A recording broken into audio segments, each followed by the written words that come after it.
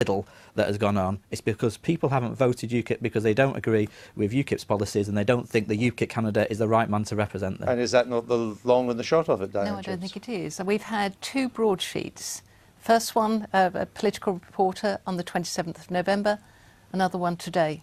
Both of them made the point that they were out, and they're not UKIP members, let's be absolutely clear on that. They were out, they were talking to individuals who were intending to vote, and I'll paraphrase one of the remarks. It was along the lines of, do you know who you're going to be voting for? I haven't been told yet, was one of the answers.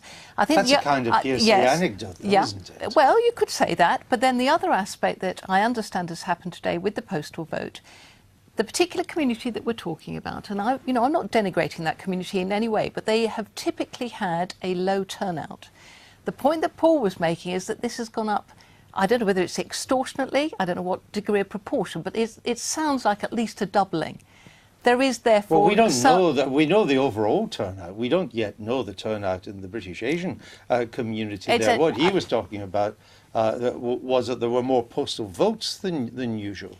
Well, sorry, let me make myself a little even more clearer then. Yeah. An issue then in terms of not only the proportion of turnout in that particular part of the constituency, but also the proportion and a significant increase in the proportion of postal votes from that community as well. Let me just... Of the votes, Labour got 62.2% share of the vote, we understand. That's up 7.5% on the general election under the late Michael Meacher.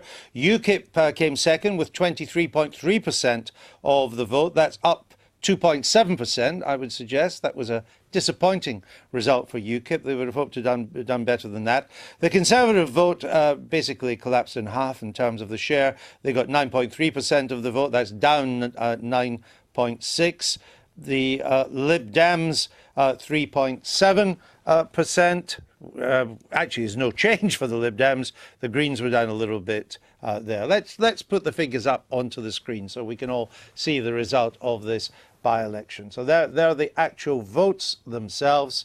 17,322 gives Labour a 62.2% share of the vote. It's an overwhelming victory. No one came close, even UKIP, which had hopes of coming a strong second. I would suggest, Diane James, that is not a strong second at all. You're 11,000 votes behind, a huge share of the vote.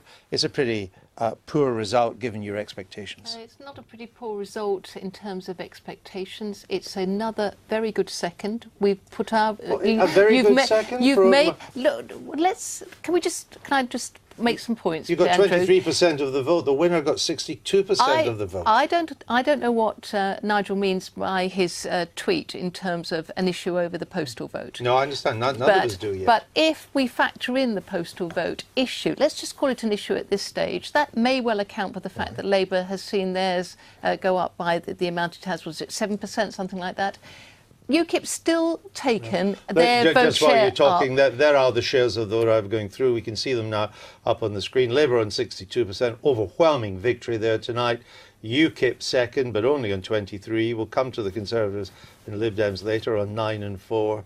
Other parties on 1%. I'm sorry, Diane James, I interrupted you. I'd love to have seen... It's not a great result when you see that chart there. That's not a good second. It's a second, but it's not a good second. It's a second, and I've got no problem with a second. On the basis that we've still increased our vote compared to the major general election, and look at what we've done to the Conservative vote, which should have been the challenger here if some of the pundits had been believed. Really? I can't remember any pundit said the Conservatives would be the challenger. Well, I'm talking about George Osborne, the powerhouse. He's not a pundit, he's the Chancellor. Trying to say... Maybe he has a... Clearly, if that's what he said, he hasn't got a future as a pundit either. Let's just go to... No, the Conservatives trying to make the point that they were going to take Labour on in these cases. Share of the vote. So the Labour vote in this by-election went up 7%, compared 7 percentage points. It's really the proper way to put it, compared with the general election in May. UKIP went up just under, we've rounded it up to 3 there. It's about 2.7, I think.